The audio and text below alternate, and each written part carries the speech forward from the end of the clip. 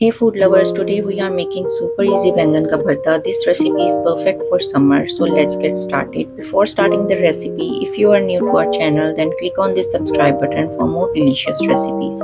In a pressure cooker, add 1 kilogram of eggplant, 4 sliced tomatoes, 1 tablespoon of garlic paste, half teaspoon of salt.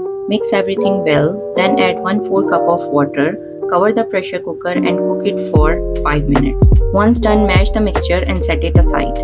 In a pan, heat half cup of oil. Once heated, add 2 chopped onions and fry them until they change colors. Next, add 3 chopped green chilies. Mix everything well. Now add half teaspoon of chili flakes, half teaspoon of turmeric powder, 1/4 teaspoon of black pepper, half teaspoon of salt and half teaspoon of coriander powder. Mix the spices well and cook it for 2 minutes. Add cooked eggplants, mix well. Cook it for 5 minutes on high flame. Then add 1/4 teaspoon of garam masala, cover and cook it for 3 to 4 minutes. Once done, mix well.